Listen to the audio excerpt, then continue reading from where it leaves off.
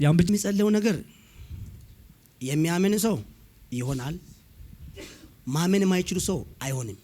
ምክንያቱ ጸሎትና ትንቢትና እምነት ስለማይገናኝ፣ ትንቢት ሲመጣ አንተ ማመን አለብህ። እኔ ከሰማይ የሰማው የእግዚአብሔር ድምጽ እነግረዋለሁ። አንተ ደግሞ የእግዚአብሔር ድምጽ ብሊቭ ማድረግ አለብህ። አሜን።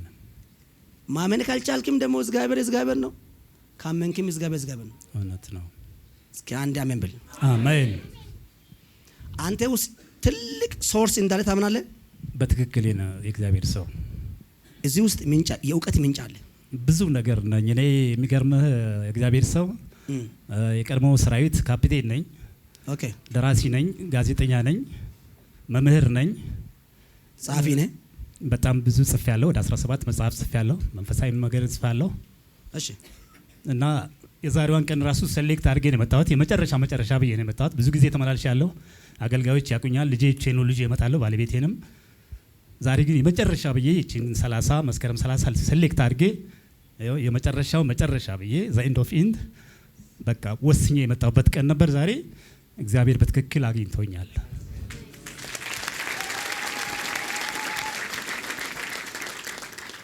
ምን አልኩት?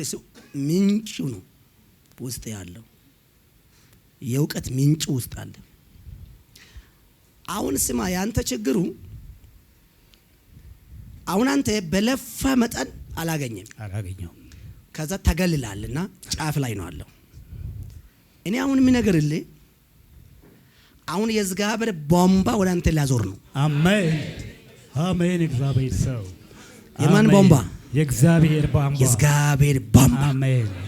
ኦልሬዲ ከ17 መጽሐፍ በላይ ጽፏል። ያን ብቻ አይደለም የእግዚአብሔር ሰው። እኔ ሆቴል ነበረኝ። ዲፕሎማቲክ ሴት ድርጅት የኔ ነው። ብዙዎች በሚዲያ ላይ ደግሞ እዚህም ያሉ ያቁኛል። ስለ ሰው ፍትህ የምታገል ነኝ። ብዙ ዋጋ ከፈልኩ ነኝ። በብዙ ነገር ውስጥ ያለፍኩ ሰው ነኝ። የኤሌክትሮኒክስ መሸጫና ማደሻም ነበረኝ። ዛሬ አንዱም የለም። የሚገርምህ የእግዚአብሔር ሰው በዚህ ሰዓት አሁን ዛሬ የመጣሁበት ዋና የመጨረሻ ብዬ የመጣሁት ምንም ነገር የለኝም። ቤተሰቤ ዛሬ አሁን ደውለህ ብታናግር መንገድ ላይ ወጥተዋል። ቤት ኪራይ የ4 ወር መክፈል አቅቶኝ ልጆች አሸልፌ መስከረም ላይ ዩኒፎርም እየሰጠሁ ደብተር እየገዛሁ ሰዎችንም ረዳ ሰው ነበርኩ።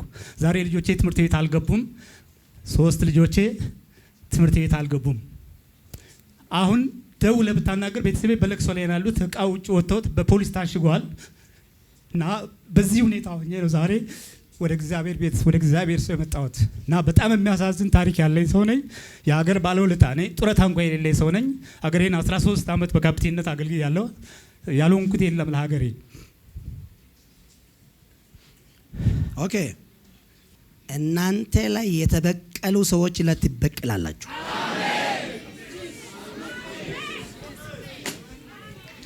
ይሄ አንተ መጽሐፍ ናቸው። የቤተሰብ ታሪክ ነው። መርገም የተሞላበት ነው። ቤተሰቦቼ በሙሉ በነፍስ ግድያ በምን የራሴን ታሪክ ራሴ ነኝ የጻፍኩት፣ የቤተሰቤን ታሪክ። ይህ መርገም ደግሞ ዛሬ ወደ ልጆቼ እየመጣ ስለሆነ ይህንን መርገም እንድትሰብርልኝ ነው የመጣሁት። አይዞ ኢየሱስ ይወዳል። እኔ 50 ሺህ እሰጣለሁ። እግዚአብሔር ባረክ፣ ጌታ ባረክ። ከመካነ ውስጥ ቼክ አምጡልኝ እስኪ። ሌላው የእግዚአብሔር ሰው አንድ ቃል መግባት የምፈልገው ነገር አለ። ደራሲና ገጣሚ እንደሆንኩ መሰረት ጆይ የሚል መጽሔት በየወሩ የሚታተም ለዚህ ቸርች በየወሩ አዘጋጅቼ ገቢው ለቤተ ክርስቲያን እንደሆን ይህን አገልግሎት በዚህ ህዝብ መሀል ቃል እገባለሁ።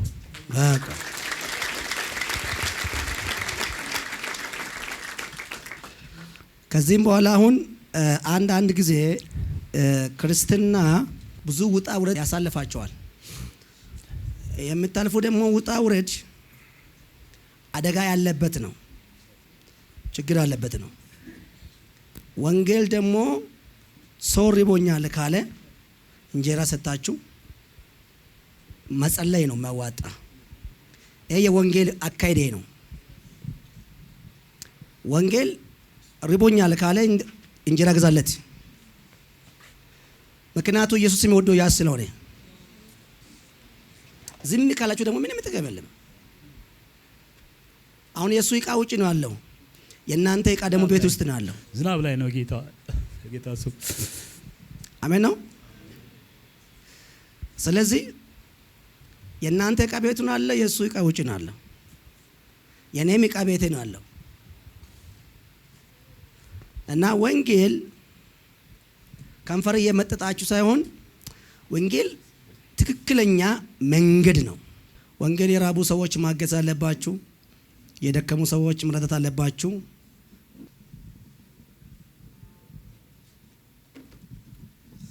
እስኪ ጻፍለት ካሽ ብልና 50 ሺህ ጻፍለት።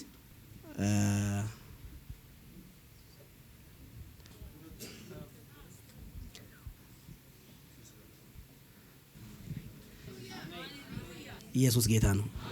ልፈረም?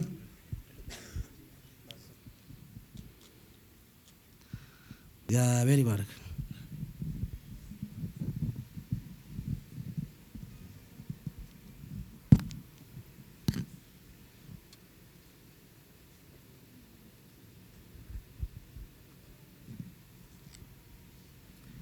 ይኸው ስንት ነው? 50 ሺህ። አሜን። የበረከት አምላክ ቅዱስ የእስራኤል ቅዱስ ጌታ ይባረክ። ኢየሱስ ጌታ ነው። ያው እግዚአብሔርና ዘመንን ያርዝመው ያብዛው። አሜን አሜን አሜን። እስኪ እጃችሁ ከፍ አድርጉና አሜን። ችግር ገደል ገባ ብሎት። ችግር ገደል ገባ። የለም ችግር ብሎት። የለም ችግር እና እግዚአብሔር ይወዳል። እግዚአብሔር ከጎን ይቆማል። አሜን። እግዚአብሔር ካንተ ጋር አለ። አሜን። ስለዚህ በርታ። አሜን። ጠንካራ ሁን። አሜን። ያንተ ለቅሶ እግዚአብሔር አይቷል። አሜን። የዛሬ ደግሞ ችግር ያልፋል። አሜን። ቤተክርስቲያን ውስጥ ደግሞ እዚህ ብዙ ስራ ትሰራለች። ከየት ነው የምትመጣ አንተ? የካባዶ በእርግጥ እግዚአብሔር ሰው በጣም ደስ ብሎኛል። ምክንያቱም ዛሬ ጌታ እንደሚናገረኝ በራእይም አይቼ ነው የመጣሁት። ይህችንም ቀን ሴሌክት አድርጌ የመጨረሻ ብዬ ነው የመጣሁት። እግዚአብሔር በጣም ይወደኛል። ጥበቃው በስቶልኝ ነው። እኔ እስካሁን ሞት ነበር። ጸጋዎችን በሙሉ አፍስሼ ቤተክርስቲያን አገለግላለሁ። በጣም ብዙ በርካታ ጸጋዎች አሉኝ። ታይባረክ ቤታ ይባረክ እና በርታ። አሜን። እንወዳለን። አሜን። እኔም ህዝብም ይወዳል። አሜን አሜን። ኢየሱስ ካንተ ጋር አለ። የዛሬ ችግር እስኪ ዘይት አምጡልኝ። አሜን። ከዚህ የሚተላለፍ የተመታዩ አሜን። እጀምታ ሻንጣ ክፈት። ከዚህም በኋላ በረከት ይፍለቅ። በክርስቶስ ደም ተፈጸመ። አንድ መናገር የሚፈልገው ነገር አለ። መርገም አለብኝ አትበል። እሺ እሺ። እግዚአብሔር ሰው ምክንያቱም መርገም ካለብኝ መርገሙ ራሱ አንተ የምታስታውስ ከሆነ መርገሙ አንተ አይለቅም። መጻፊም ብትችል አቃጠለው። እሺ። እግዚአብሔር ሰው መርገም ዘሬ ውስጥ አለ የሚባል ነገር ዘሮቼ ውስጥ ያሉ መርገም ወደ አንተ አሁን አይተላለፍም። አሜን። ከዚህም በኋላ መስመሩ ተበጥሷል። አሜን አሜን። ገመዱ ተበጥሷል። አሜን። ስለዚህ መርገም የለብም አለብ ብለም እንዳታስብ። እቺ ደግሞ 50 ሺህ በአንተ ቤት ላይ በረከት ይሁን። አሜን። በኢየሱስ ስም ብሌሲንግ ይሁን። አሜን። በኢየሱስ ስም ብዙ 50 ቢሊዮን ያምጣ። አሜን። እግዚአብሔር ቤት ይባረክ። አሜን። ተፈጸመ። ተባረክ። ቻው። አሜን። ስሜ ካፕቴን አላዛር አያሌው ይባላለሁ። እዚሁ አዲስ አበባ ነኝ እና ዛሬ በኤልጂ ቤተክርስቲያን የእግዚአብሔር ሰው ተገልጦለት ስለኔ ብዙ ነገሮች ነግሮኛል። በእርግጥ እዚህ ቤተክርስቲያን ቤተሰብን ይዤ መላለስ ነበር፣ ግን እግዚአብሔር አንድም ቀን ተናግሮኝ አያውቅም። ዛሬ ግን መስከረም 30 ሴሌክት አድርጌ ቀኑን የመጨረሻ ብዬ ከእግዚአብሔር ጋር ተነጋግሬ በራእይ እግዚአብሔር ወደዚህ እንደሄድ ልኮኝ መጣሁ። የእግዚአብሔር ሰው አገኘኝ። በህይወቴ ያለውን ሁሉ ነገረኝ። በጭንቅላቴ ውስጥ ብዙ እውቀት እንዳለኝ ሁሉ ነገረኝ።